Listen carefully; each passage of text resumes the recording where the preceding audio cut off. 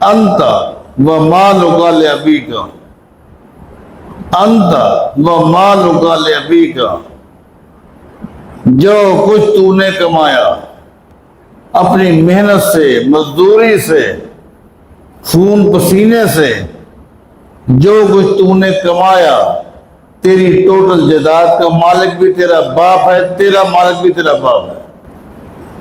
ایک مدت تک تیری ماں نے تجھے اپنے پیٹ میں رکھا ہے، جس کو قرآن کریم نے ایک عجیب انداز میں پیش کیا، ایک عجیب انداز میں، وَوَصَّيْنَا الْإِنسَانَ بِوَالِدَيْهِ حَمَلَتْهُ أُمُّهُ وَهْنًا عَلَى وَهْنٍ وَفِصَالُهُ فِي عَامَيْنِ أَنِ اشْكُرْ لِي وَلِوَالِدَيَّ وَإِلَيَّ الْمَصِيرُ۔ نحمده ونستعينه ونستغفره ونعوذ بالله من شرور أنفسنا ومن سيئات أعمالنا، من يهده الله فلا مضل له ومن يضلل فلا هادي له، وأشهد أن لا إله إلا الله وحده لا شريك له، وأشهد أن محمدا عبده ورسوله، من يطع الله ورسوله فقد رشد واهتدى، ومن يعص الله ورسوله فقد ضل وغوى، أما بعد فإن خير الحديث كتاب الله، وخير الهدي هدي محمد صلى الله عليه وسلم، وشر الأمور محدثاتها، وكل محدثة بدعة، وكل بدعة ضلالة، وكل ضلالة في النار۔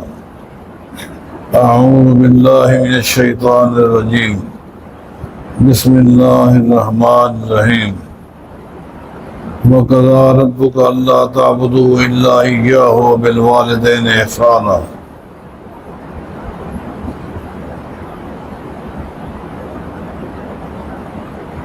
جہاں تک تعلق والدین کے حقوق کا ہے تو میں آپ کے سامنے چند نصوص پیش کر دیتا ہوں، ان سے آپ اندازہ لگا لیں گے کہ دین اسلام میں والدین کی کیا حیثیت ہے، کیا مقام ہے۔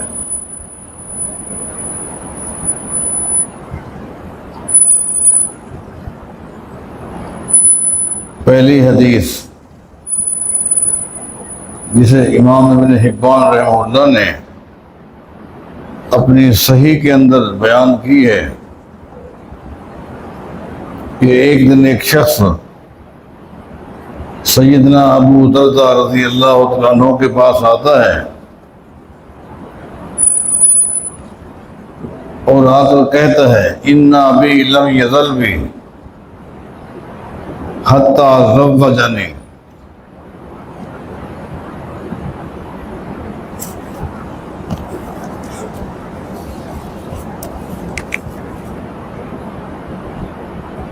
میرے والد مستقل اصرار کرتے رہے بیٹا تو شادی کر لے، بیٹا تو شادی کر لے۔ جب بھی ملاقات ہوتی تو والد کا پہلا جملہ یہی ہوتا تو شادی کر لے۔ حتی زوجنی، اے صحابی رسول صلی اللہ علیہ وسلم، آخر ایک جگہ پر میرے والد نے میری شادی کرا دی، والد کے اصرار پر میں نے شادی کی ہے۔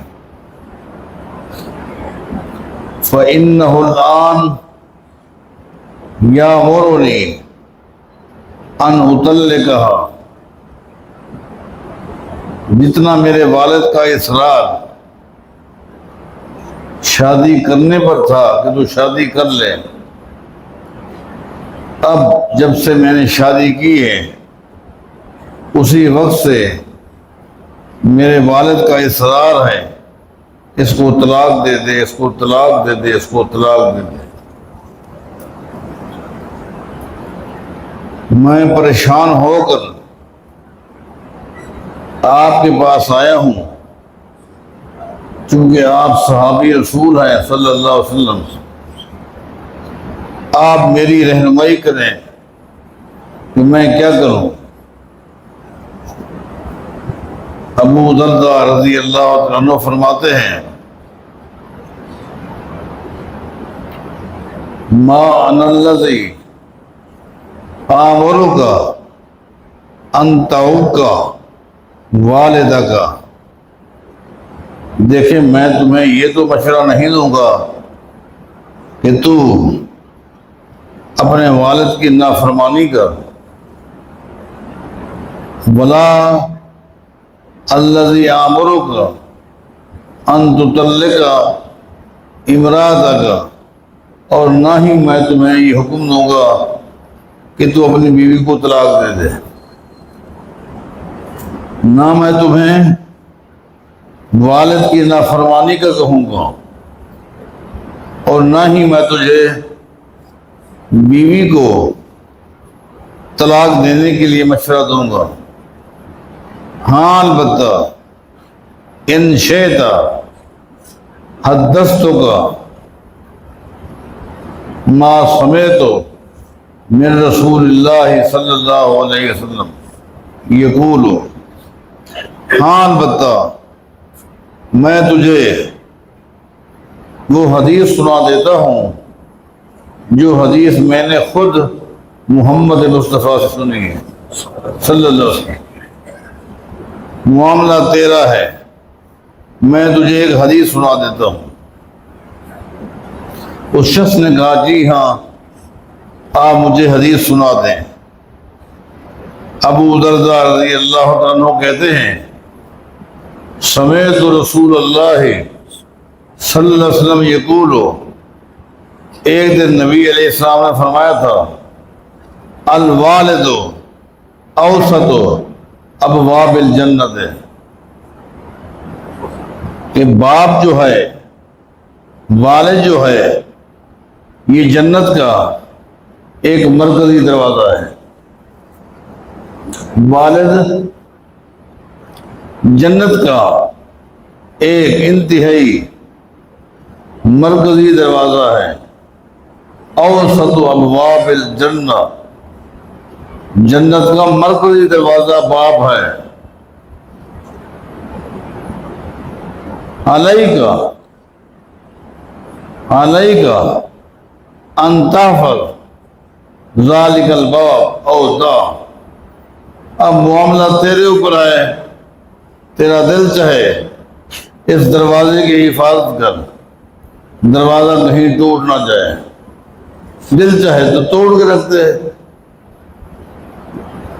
اس حدیث کے راوی امام عطا رحمہ اللہ ہیں جو کہ سیدنا عبداللہ بن عباس کے مرکزی شاگرد ہیں۔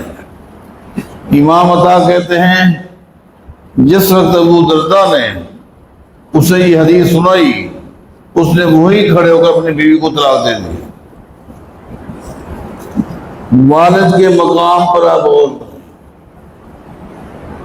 نبی علیہ السلام فرماتے ہیں اے نوجوان، تو مجھ سے پوچھتا ہے میں اپنے باپ کے ساتھ کتنا ہمدردی کروں، کس قدر ماں باپ کے اوپر خرچ کروں۔ سن لے، انت و مالک لابیک، انت و مالک لابیک، جو کچھ تو نے کمایا اپنی محنت سے، مزدوری سے، خون پسینے سے، جو کچھ تو نے کمایا، تیری ٹوٹل جائیداد کا مالک بھی تیرا باپ ہے، تیرا مالک بھی تیرا باپ ہے۔ آپ کیا سمجھتے ہیں ماں باپ؟ رہا معاملہ والدہ کا، اس حوالے سے بھی ایک حدیث آپ کو سنا دیتا ہوں یقیناً وہ حدیث بھی آپ نے سنی ہوگی. ایک دن ایک شخص سیدنا عبداللہ رضی اللہ عنہ کے پاس پہنچتا ہے. سیدنا عبداللہ رضی اللہ عنہ بیت اللہ کے سامنے بیٹھے تھے. اس شخص نے سیدنا عبداللہ سے کہا انی حملت امی فی عنقی، انی حملت امی فی عنقی، یہ میرے گردن کے پیچھے، میرے گردن کے پیچھے جو کپڑا ہے، جو گدڑیا ہے، اس میں میری والدہ ہے. بڑھاپے کی اس حد کو پہنچ چکی ہے، کمزوری کا یہ عالم ہے کہ اس کو میں نے کپڑے میں ڈالا ہوا ہے. میں یمن سے آیا ہوں. کیا کرنے آیا ہوں؟ اپنی والدہ کو بیت اللہ کا طواف کرانے آیا ہوں. اور یمن سے اسی طرح اپنی گردن کے پیچھے کپڑے میں ڈال کے اسکول آیا ہوں، اور پھر واپس یہاں سے یمن کا سفر پیدا کروں گا. آپ سے صرف ایک سوال کرنا ہے، اس سوال کا آپ مجھے جواب دے دیں. اترانی قضیت حقها، اترانی قضیت حقها، جس وقت میں بیت اللہ کا طواف خود بھی کروں گا، والدہ کو کراؤں گا، اور اسی طرح والدہ کو اٹھا کر وطن لے جاؤں گا،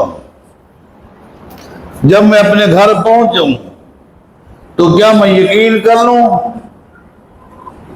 کیا میں یقین کر لوں کہ میری والدہ کے میرے اوپر جتنے حق تھے میں نے حق ادا کر دیے؟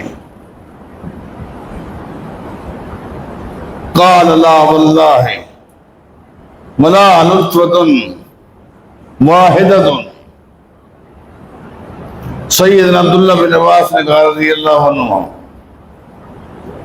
او میرے بھائی، تیری والدہ نے تیرے حوالے سے بڑے دکھ دیکھے ہیں، بڑی تکلیفیں برداشت کی ہیں. ایک مدت تک تیری ماں نے تجھے اپنے پیٹ میں رکھا ہے، جس کو قرآن کریم نے ایک عجیب انداز میں پیش کیا، ایک عجیب انداز میں. وَوَصَّيْنَا الْإِنسَانَ بِوَالِدَيْهِ حَمَلَتْهُ أُمُّهُ وَهْنًا عَلَى وَهْنٍ وَفِصَالُهُ فِي عَامَيْنِ أَنِ اشْكُرْ لِي وَلِوَالِدَيْكَ وَإِلَيَّ الْمَصِيرُ. قرآن کریم نے کہا اے انسان غور کر کہ تیری ماں نے تجھے ایک مدت تک اپنے پیٹ میں رکھا، اور اس میں کیا ہے؟ وَهْنًا عَلَى وَهْنٍ. جب تو ماں کی پیٹ میں تھا تیری ماں نے ایک تکلیف نہیں، تکلیف در تکلیف برداشت کی. آپ قرآن کریم کے الفاظ پر غور کریں. وَوَصَّيْنَا الْإِنسَانَ بِوَالِدَيْهِ حَمَلَتْهُ أُمُّهُ وَهْنًا عَلَى وَهْنٍ. تکلیف در تکلیف کسے کہتے ہیں؟ کبھی آپ نے غور کیا کہ ایک ہے تکلیف، ایک ہے تکلیف در تکلیف. قرآن کریم نے کہا وَهْنًا عَلَى وَهْنٍ. تیری ماں نے تکلیف در تکلیف برداشت کی. کیسے؟ جب تو ماں کے پیٹ میں تھا، روزانہ تیرا وزن بڑھتا تھا، تیرا وزن بڑھ رہا تھا، تیری والدہ کی تکلیف بھی بڑھ رہی تھی، لیکن قربان دے تیری ماں کا صبر بھی بڑھ رہا تھا. تیرا وزن بڑھ رہا تھا، وزن بڑھ رہا تھا روزانہ، اس پر تیری ماں کی تکلیف بڑھ رہی تھی، لیکن قربان نے تیری ماں نے کبھی بھی اس تکلیف کا اظہار کسی کے سامنے نہیں کیا تھا. وَفِصَالُهُ فِي عَامَيْنِ، اور ایک تکلیف یہ بھی ہے کہ 2 سال تک اپنی چھاتی کو نچوڑ کر تجھے دودھ پلایا، نچوڑ کر تجھے دودھ پلاتی رہی. یہ تکلیفیں نہ ہوتی تو دین اسلام اس چیز کا حکم نہ دیتا کہ ماں جب حمل میں ہو وہ روزے نہ رکھے بلکہ فدیہ دے دے. اسلام جانتا ہے یہ تکلیف میں بیچاری، اس لیے حکم دیا کہ حالت حمل میں روزے نہ رکھے، بطور فدیہ کے چند ٹکے دے دے، اللہ تعالیٰ اسے پورے روزانہ کے روزوں کا ثواب دے دے گا. جب بچے کو دودھ پلا رہی ہو، اگر تکلیف نہ ہوتی تو اسلام یہ نہ کہتا کہ دودھ پلانے کے پیریڈ کے اندر بھی روزے نہ رکھے بلکہ فدیہ دے دے.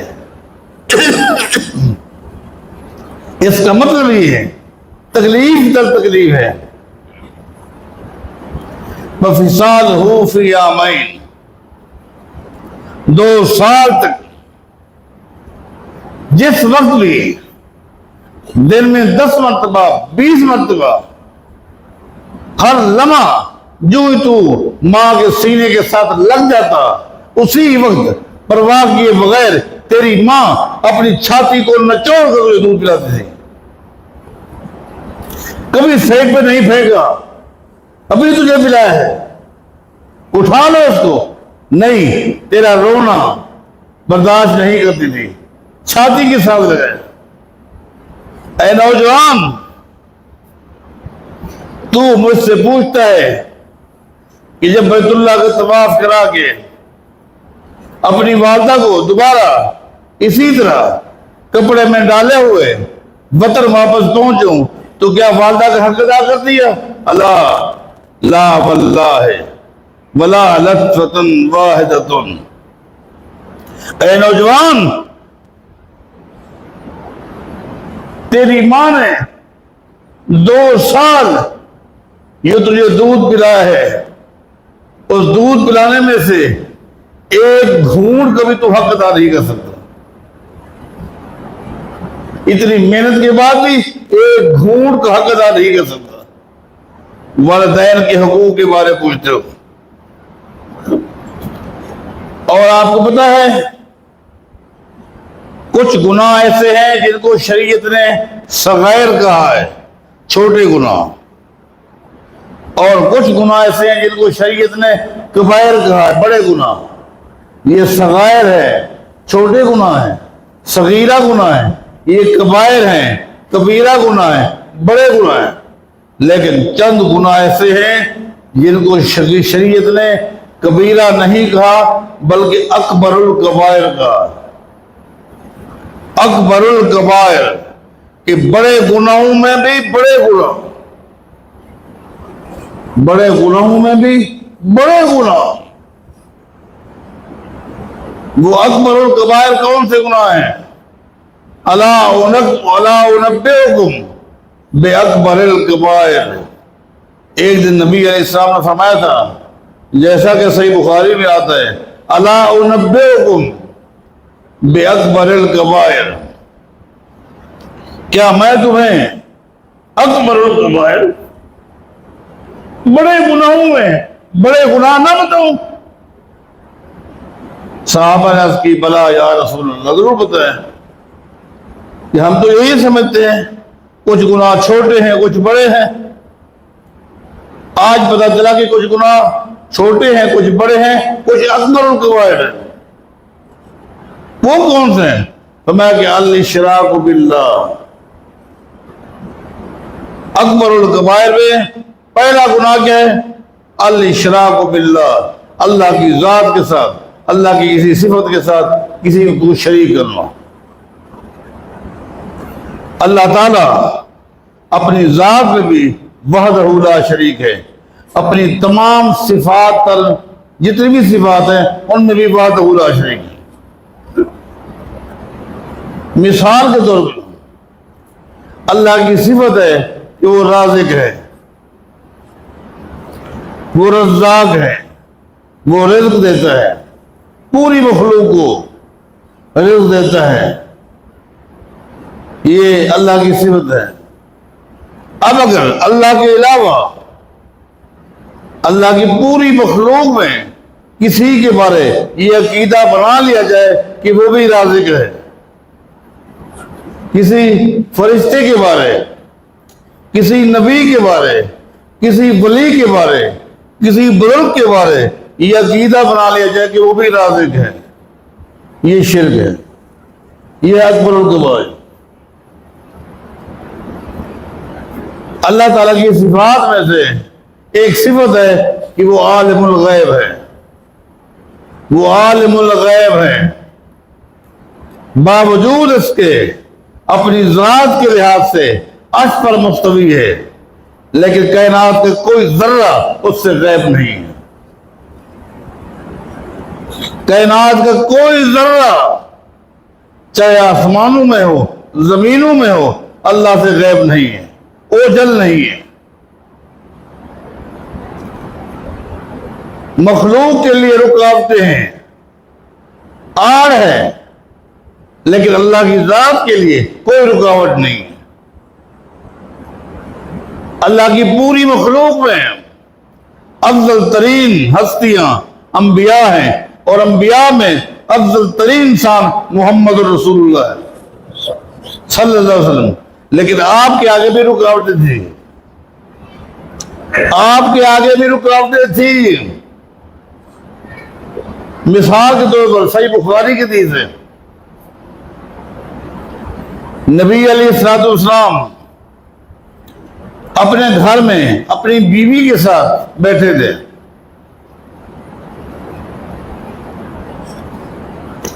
اچانک جب باہر نکلے ایک شخص کو دیکھا، آپ نے اس سے پوچھا کیا کر رہا تھا؟ اس نے کہا کہ آپ کے دروازے پر ایک سوراخ تھا، آپ کے دروازے پر ایک سوراخ تھا، اس سوراخ پر میں نے آنکھ رکھی ہوئی تھی اور دیکھ رہا تھا کہ اندر کیا ہو رہا ہے۔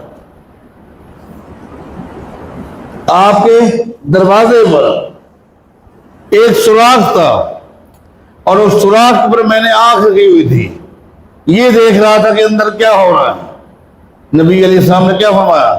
فرمایا کہ میں جب اندر بیٹھا تھا اس وقت میں تجھے نہیں دیکھ سکا، اس وقت میں تجھے نہیں دیکھ سکا، اگر دیکھ لیتا تو لوہے کی سلاخ کے ساتھ بھی آنکھ کو پھوڑ کے رکھ دیتا، اگر اس وقت دیکھ لیتا، مانا اس وقت میں آپ کو نہیں دیکھ سکا۔ یہ ہے کائنات کے امام محمد رسول اللہ، ایک رکاوٹ آ گئی، آڑ بن گئی، آپ نہیں دیکھ سکے، نہیں دیکھ سکے، رکاوٹ ہے ہر ایک کی، پوری مخلوق میں سننے کی حد، دیکھنے کی حد۔ نبی علیہ السلام کی امت میں افضل ترین لوگ، سب سے بڑے ولی صحابہ کرام تھے، صحابیات تھے۔ میرے نزدیک صحابہ کرام صحابیات سے بڑھ کر کوئی ولی اللہ نہیں ہو سکتا۔ دنیا کے سارے ولی، تمام ولی قربان ہوں صحابہ کرام کے اوپر، ان کی عظمت پر، ان کے مقام پر، ان کی شان پر۔ انہی اولیاء اللہ میں سے ایک ولیہ سید عائشہ رضی اللہ عنہ ہے۔ سید عائشہ سے بڑھ کر کون ولیہ ہو سکتی ہے اس امت میں؟ ولیہ، مجتہدہ، محدثہ، فقیہہ سیدہ عائشہ رضی اللہ عنہ فرماتی ہیں، نبی علیہ السلام میرے گھر میں تھے، میں بھی گھر میں تھی، اچانک ایک عورت آئی، جس کا نام خولہ ہے رضی اللہ عنہ، اور آ کر نبی علیہ السلام کے سامنے بیٹھ گئی۔ اس کا کوئی ذاتی مسئلہ تھا اور وہ آہستہ گفتگو کر رہی تھی، اس لیے میں نے دلچسپی نہیں لی۔ اس کا ذاتی مسئلہ ہے، میں گھر کے کام میں لگ گئی، بعد میں پتا چلا کہ اس کے خاوند کے ساتھ کچھ انبن ہو گئی تھی، اور خاوند نے آ کر کہہ دیا تھا انت علیہ کزار امی، جا آج کے بعد تیرا جسم میرے لیے ایسے ہے جیسے میری ماں ہو۔ شروع اسلام میں یہ تھا، جب کوئی شخص اپنی بیوی سے یہ کہہ دیتا انت علیہ کزار امی، تیری قبر میرے لیے ایسے ہے جیسے میری ماں کی ہو، تو ہمیشہ کے لیے جدائی ہو جاتی تھی، ہمیشہ کے لیے جدائی، رجوع کا کوئی چانس نہیں تھا۔ اب خولہ کو خاوند نے کہہ دیا انت علیہ کزار امی، جا آج کے بعد تیری پیٹھ میرے لیے ایسی ہے جیسے میری ماں کی ہو۔ اب وہ نبی علیہ السلام کے پاس آ گئی، اب میں بوڑھی ہو چکی ہوں، میرے چھوٹے چھوٹے بچے ہیں، یہ جملہ کہہ دی ہے، میں کہاں جاؤں؟ مہربانی کریں، کچھ نرمی برتو، قانون کے اندر کچھ ترمیم ہونی چاہیے۔ نبی علیہ السلام خولہ سے کہتے رہے اے خولہ، یہ اللہ کا دین ہے، اس میں رئی کے دانے کے برابر ترمیم کا اختیار محمد کے پاس نہیں ہے صلی اللہ علیہ وسلم۔ ما یکون لی ان ابدلہ من تلقاء نفسی ان اتبع الا ما یوحی الی، میں اللہ کے احکام کا پابند ہوں، میں متبع ہوں، اور جس چیز کا میں متبع ہوں اپنی امت کو بھی اسی چیز کا حکم دیتا ہوں۔ سید عائشہ کہتی ہیں میں اپنے کام میں لگی تھی، یہ جتنی باتیں ہیں میں کوئی ایک لفظ بھی نہ سن سکی، مجھے کوئی پتہ نہیں کیا ہوا۔ نبی علیہ السلام بھی ایسے گفتگو کر رہے ہیں، وہ بھی ایسا، میں اپنے کام میں لگی ہوں، نہ مجھے خولہ کا ایک لفظ سمجھ آیا، نہ محمد مصطفیٰ کا صلی اللہ علیہ وسلم۔ جاؤ علماء سے پوچھو۔ اچانک میں نے دیکھا کہ خولہ اٹھ کے جا رہی ہے، جب دیکھا مسئلہ یہاں حل نہیں ہوتا، نبی علیہ السلام کے پاس اختیارات نہیں ہیں، اٹھ کے باہر چلیں گے۔ اس کا باہر جانا تھا کہ ایک دم نبی علیہ السلام نے مجھے آواز دی عائشہ ادھر آؤ، میں گئی اور کہا کہ جلدی کرو، باہر جاؤ، خولہ کو واپس بلاؤ، اللہ نے اس کے حق میں قرآن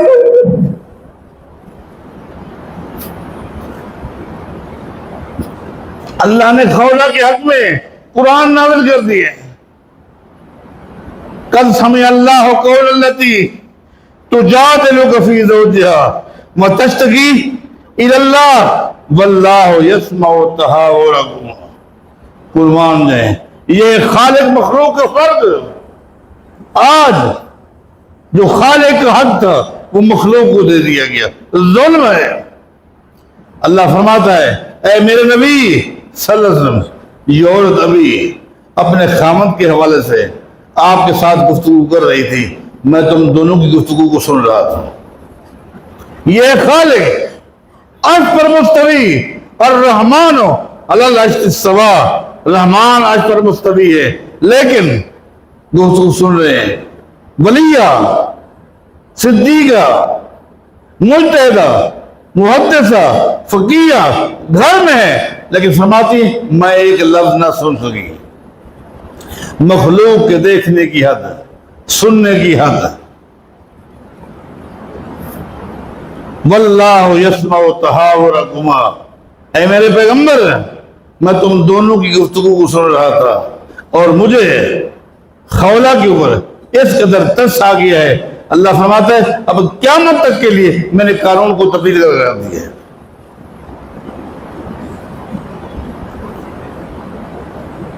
الاشراک باللہ اکبر الکبائر میں پہلا بڑا گناہ، کبیرے سے بڑا کبیرہ، اللہ کی ذات کے ساتھ، اللہ کی صفت کے ساتھ کسی کو شریک کرنا۔ یہ کہنا فلاں ہستی بھی پوری کائنات کو دیکھ رہی ہے، کوئی چیز اس سے اوجھل نہیں ہے، کوئی چیز اس سے غائب نہیں ہے، جو کوئی زمین و آسمان میں ہے وہ سب کچھ دیکھ رہا ہے، اسی کے نام شرک ہے جس کی کوئی معافی نہیں۔ دوسرا نمبر پہ کیا ہے؟ وعقوق الوالدین، اس کے فوراً بعد دوسرا سب سے بڑے گناہوں میں بڑا گناہ ماں باپ کی نافرمانی ہے۔ لہذا ماں باپ کے مقام کو سمجھو۔ کچھ نصیحتیں والدین سے بھی انشاءاللہ آئندہ خطبے کے اندر کی جائے گی، لیکن ماں باپ کے مقام کو سمجھو۔ ماں باپ ہے۔ اللہ نے جہاں قرآن کریم میں فرمایا وَقَضَىٰ رَبُّكَ أَلَّا تَعْبُدُوا إِلَّا إِيَّاهُ، یہ رب کا فیصلہ ہے، اللہ کے علاوہ کسی اور کی بات نہیں کرنی۔ فوراً فرمایا وَبِالْوَالِدَيْنِ إِحْسَانًا، اللہ تعالیٰ کی بات کے بعد اگر حسن سلوک، اطاعت، فرمانبرداری کرنی ہے، ماں باپ کرنی ہے۔ ایک مقام پہ فرمایا تمہارے ماں باپ کافر کیوں نہ ہو، مشرک کیوں نہ ہو، یہودی کیوں نہ ہو، عیسائی کیوں نہ ہو، دین کے معاملے میں ان کی بات نہیں ماننی۔ وَصَاحِبْهُمَا فِي الدُّنْيَا مَعْرُوفًا، لیکن دنیا کی معاملات میں ان کا ساتھ دینا ہے۔ یہودی سمجھ کر، عیسائی سمجھ کر، ہندو سمجھ کر اس سے لا تعلق نہیں ہونا۔ وہ تمہارا باپ ہے، وہ تمہاری ماں ہے، ان کی خدمت کرنی ہے۔ اللہ ہمیں ان نصوص کو سمجھنے، عمل پیرا ہونے کی توفیق عطا فرمائے۔